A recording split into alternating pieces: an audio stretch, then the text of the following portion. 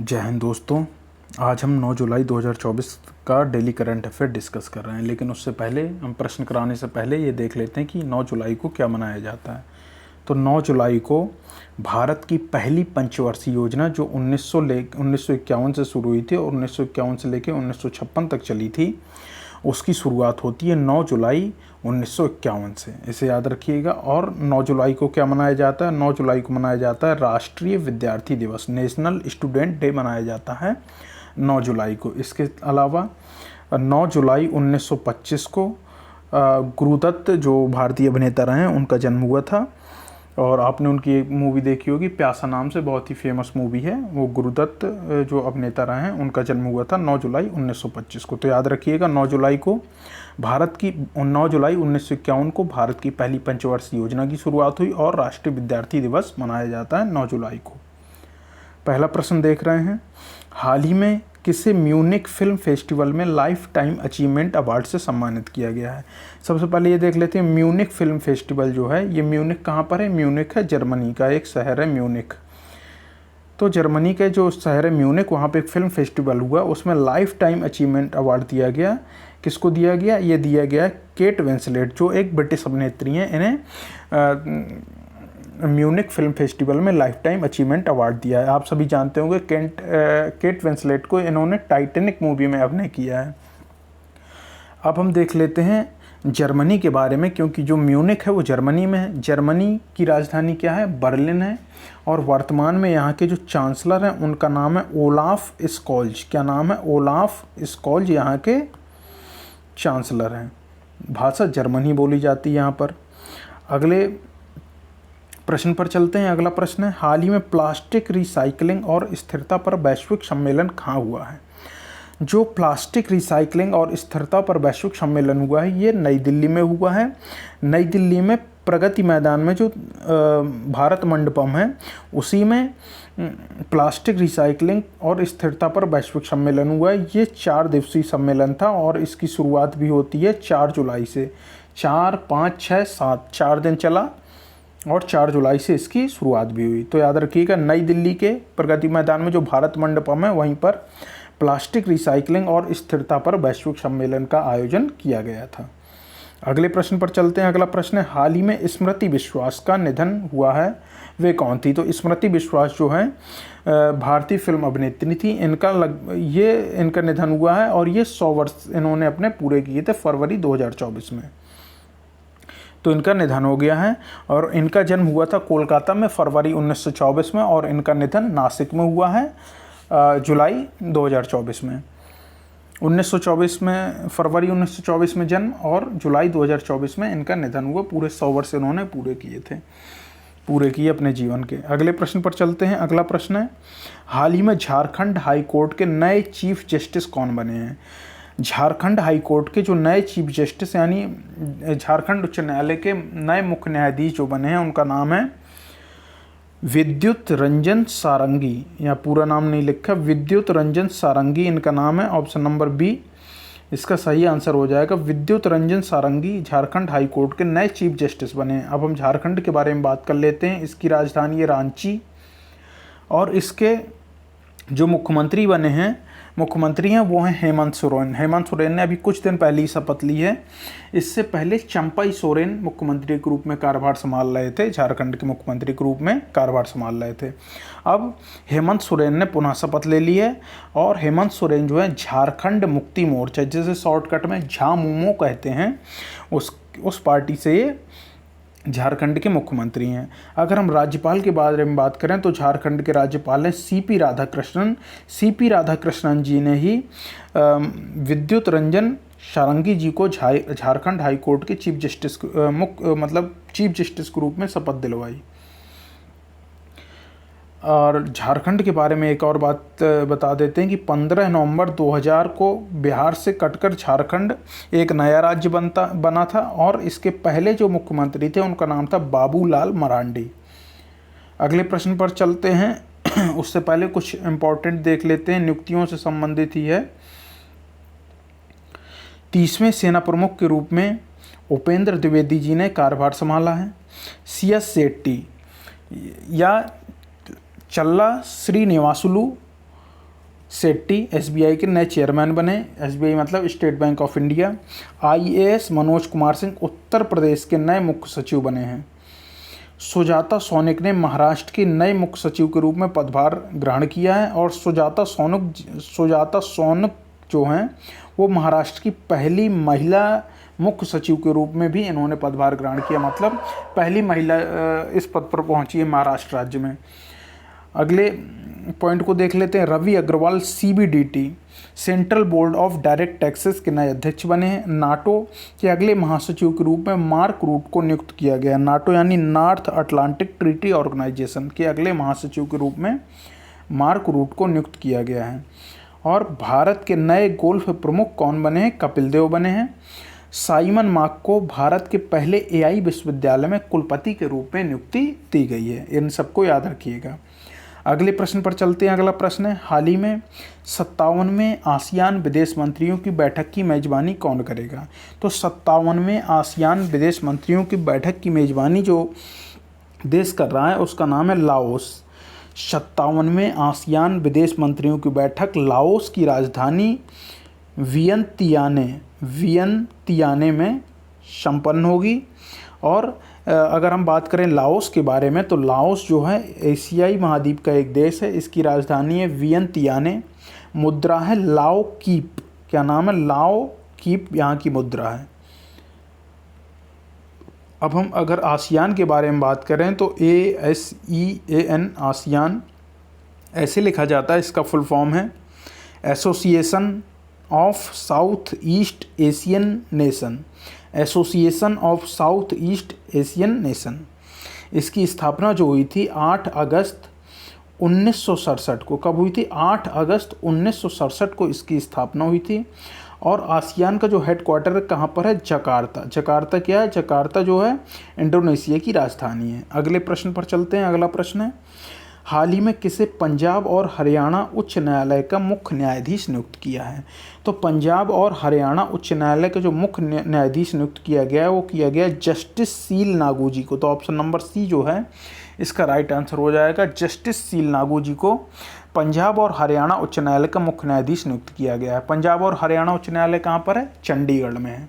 चंडीगढ़ जो है साझा राजधानी है पंजाब और हरियाणा की, और यहीं पर पंजाब और हरियाणा उच्च न्यायालय स्थित है। अगर हम बात करें पंजाब के बारे में तो पंजाब के मुख्यमंत्री हैं भगवंत मान जो आम आदमी पार्टी से हैं, और यहाँ के राज्यपाल हैं बनवारी लाल पुरोहित। एक बार और देख लीजिए, पंजाब के मुख्यमंत्री हैं भगवंत मान और यहाँ के जो राज्यपाल हैं उनका नाम है बनवारी लाल पुरोहित। अब हरियाणा के बारे में बात करें तो हरियाणा जो है, हरियाणा के मुख्यमंत्री का नाम है नायब सिंह सैनी। ये नए बने हुए हैं। नायब सिंह सैनी हरियाणा के मुख्यमंत्री हैं। बीजेपी पार्टी से यानी भारतीय जनता पार्टी से हैं। और यहाँ के जो राज्यपाल हैं उनका नाम है बंगारू दत्तात्रेय। याद रखिएगा, बंगारू दत्तात्रेय हरियाणा के राज्यपाल हैं और मुख्यमंत्री हैं हरियाणा के नायब सिंह सैनी। अगले प्रश्न पर चलते हैं। अगला प्रश्न है, हाल ही में किसने भारतीय ओलंपिक संघ के साथ प्रमुख प्रायोजक के रूप में साझेदारी की है? तो भारतीय ओलंपिक संघ के साथ प्रमुख प्रायोजक के रूप में साझेदारी की है BPCL यानी भारत पेट्रोलियम कॉरपोरेशन लिमिटेड ने। भारत पेट्रोलियम कॉरपोरेशन लिमिटेड यानी BPCL एक महारत्न कंपनी है। और हम ये भी बता रहे हैं कि मतलब ये जो साझेदारी की गई है, ये जो पेरिस ओलंपिक होना है अभी, ये जो पेरिस ओलंपिक होना है 2024 में, इससे लेके लॉस एंजलिस में ओलंपिक होना है 2028 में, उस तक के लिए BPCL ने भारतीय ओलंपिक संघ के साथ प्रमुख प्रायोजक के रूप में रहने का निर्णय लिया, मतलब साझेदारी की है तब तक के लिए, इतने टर्म के लिए। और इस बीच में जो भी खिलाड़ियों का सारा खर्चा वगैरह होगा ये BPCL के द्वारा स्पॉन्सर किया जाएगा। अगर हम बात करते हैं भारतीय ओलंपिक संघ यानी इंडियन ओलंपिक एसोसिएशन या इसे इंडियन ओलंपिक कमेटी भी कह सकते हैं, इसकी जो अध्यक्ष हैं वो हैं PT ऊषा भारतीय ओलंपिक संघ की अध्यक्ष हैं। और भारतीय ओलंपिक संघ की पहली महिला अध्यक्ष होने का गौरव भी PT ऊषा को प्राप्त है। अगले प्रश्न पर चलते हैं। अगला प्रश्न है, हाल ही में कौन ब्रिटेन के अगले प्रधानमंत्री बने हैं? तो ब्रिटेन के अगले प्रधानमंत्री आप सभी जानते हैं कौन बने? कीर स्टारमर बने हैं। कीर स्टारमर ब्रिटेन के अगले प्रधानमंत्री बने हैं। ये जो हैं लेबर पार्टी से हैं। ब्रिटेन की लगभग 650 सीटों में 410 सीटें लेबर पार्टी को मिली हैं और कीर स्टारमर के नेतृत्व में हमें मतलब जो लेबर पार्टी है उसको ये सीटें प्राप्त हुई हैं। तो कीर स्टारमर बने हैं ब्रिटेन के नए प्रधानमंत्री। कुछ इम्पोर्टेंट और हम देख लेते हैं, कुछ विभिन्न देशों के प्रधानमंत्री और राष्ट्रपति बने हैं, उनको देख लेते हैं। डिक सूप जो हैं नीदरलैंड के नए प्रधानमंत्री बने हैं। डिक सूप नीदरलैंड के नए प्रधानमंत्री बने हैं। टो लैम को वियतनाम का नया राष्ट्रपति नामित किया गया है। किसको? टो लैम को। इसके अलावा जॉन सुनी को स्कॉटलैंड का प्रथम मंत्री चुना गया है। याद रखिएगा, स्कॉटलैंड का प्रथम मंत्री किसे चुना गया है? जॉन सुनी को।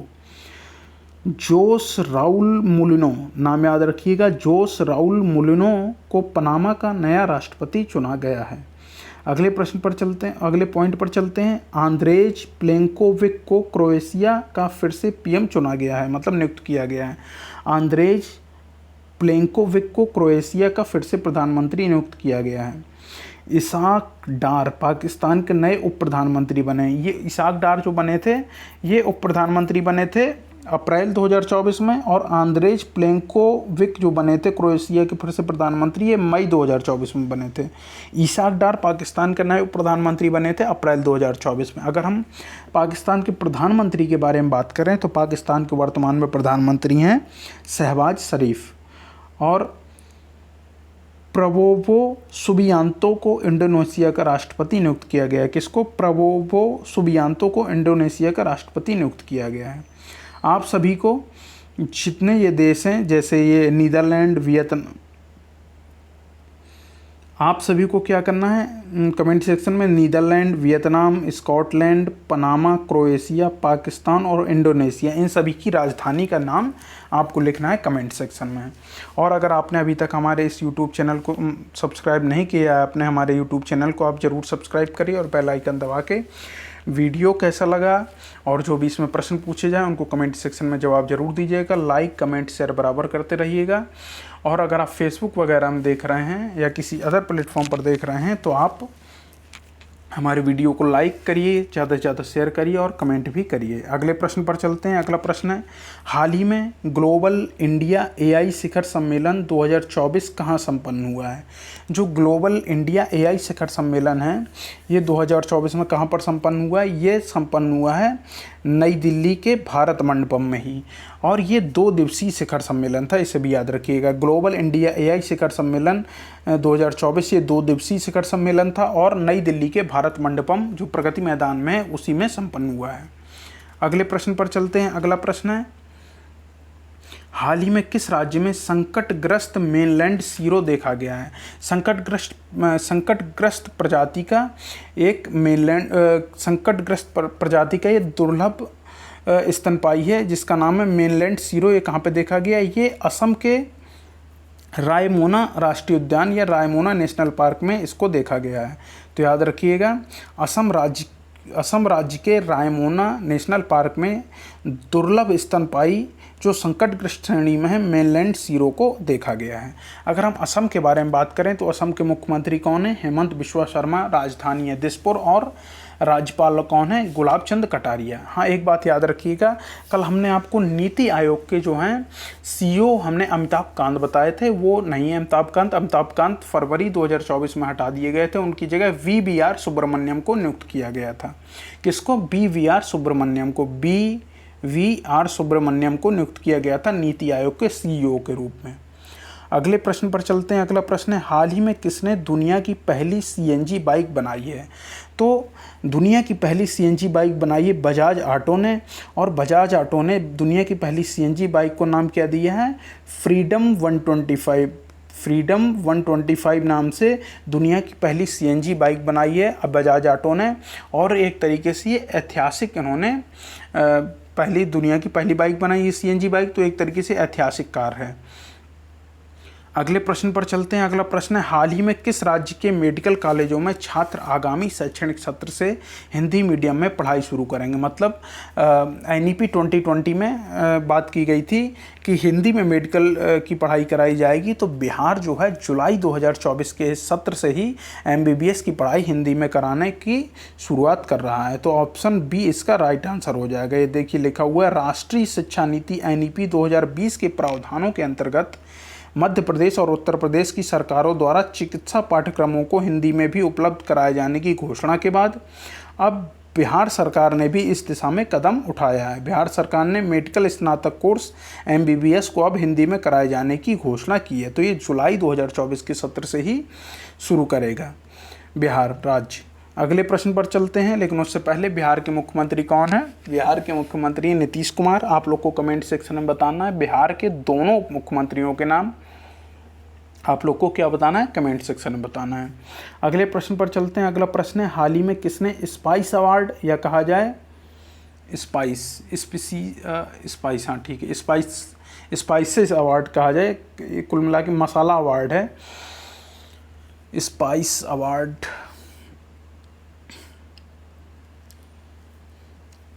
स्पाइस अवार्ड 2024 जीता है। मतलब हिंदी में कहा जाए तो मसाला अवार्ड 2024 जीता है। ये किसने जीता है? ये जीता है स्वप्ना कलिंगल ने। स्वप्ना कलिंगल जी कहाँ से हैं?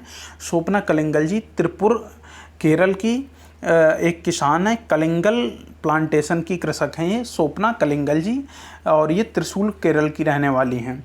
इनको स्पाइस अवार्ड 2024 मिला है, स्पाइस या मसाला अवार्ड 2024 मिला है, जो भी हो याद रखिएगा। अगले प्रश्न पर चलने से पहले कुछ पॉइंट हम देख लेते हैं। पी गीता ने नारीवादी अध्ययन के लिए प्रथम के सरस्वती अम्मा पुरस्कार जीता है। याद रखिएगा, पी गीता जी ने नारीवादी अध्ययन के लिए प्रथम के सरस्वती अम्मा पुरस्कार जीता है। इसके अलावा सोमालिया की महिला मीडिया बिलन मीडिया, नाम क्या है? बिलन मीडिया नाम है, इसने वैश्विक अभिव्यक्ति की स्वतंत्रता पुरस्कार जीता है।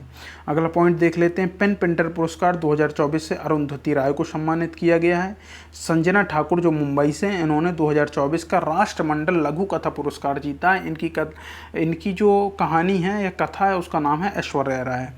डॉक्टर उषा ठाकुर ने 12वें विश्व हिंदी सम्मान को जीता। मतलब डॉक्टर उषा ठाकुर 12वें विश्व हिंदी सम्मान से सम्मानित हुई हैं। इसके अलावा विनोद गणात्रा को Nelson Mandela life time achievement पुरस्कार मिला। ये दक्षिण अफ्रीका पुरस्कार देती है, और ये Nelson Mandela life time achievement award जीतने वाले पहले भारतीय बन गए हैं। विनोद गणात्रा क्या है? ये एक फिल्म निर्माता हैं। अगले प्रश्न पर चलते हैं। अगला प्रश्न है, हाल ही में किस राज्य के मुख्यमंत्री ने लोकपथ मोबाइल ऐप लॉन्च किया? पहले तो हम बता देते हैं कि लोकपथ मोबाइल ऐप जो लॉन्च किया है, ये मध्य प्रदेश के मुख्यमंत्री डॉक्टर मोहन यादव ने लॉन्च किया है। इस ऐप में क्या है? ये जो ऐप है ये राज्य की सड़क को गड्ढा मुक्त बनाने के लिए लॉन्च किया गया है। इस ऐप में जो भी अगर कोई भी गड्ढा युक्त सड़क आपको दिखाई देती है तो आप उसकी फ़ोटो खींचकर इस ऐप में अपलोड करेंगे, और फिर इसके तहत 7 दिन में, लगभग 7 दिन में उस सड़क को गड्ढा मुक्त कर दिया जाएगा। इसलिए इस मोबाइल ऐप को लॉन्च किया गया है। कुछ हम पॉइंट देख लेते हैं मध्य प्रदेश से संबंधित। मध्य प्रदेश सरकार ने सभी जिलों में एक PM कॉलेज ऑफ एक्सीलेंस की स्थापना को मंजूरी दी है। मध्य प्रदेश के मुख्यमंत्री ने PMC पर्यटन हवाई सेवा का शुभारंभ किया तथा मध्य प्रदेश मंत्रिमंडल ने मंत्रियों के आयकर भुगतान की सरकारी व्यवस्था समाप्त कर दी है।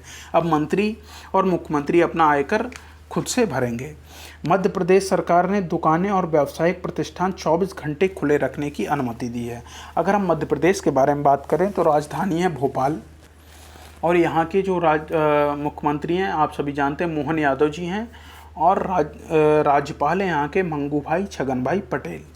तो दोस्तों आज का करंट अफेयर यहीं पर पूरा होता है। अब हम आपसे अपने नेक्स्ट वीडियो में मिलेंगे। तब तक दोस्तों आप सभी इस वीडियो को ज़्यादा से ज़्यादा शेयर करिए, लाइक करिए, और कमेंट सेक्शन में कमेंट करके बताइए कि आपको वीडियो कैसा लगा। तो दोस्तों अब हम आपसे अपने नेक्स्ट वीडियो मिलते हैं। जय हिंद, जय भारत।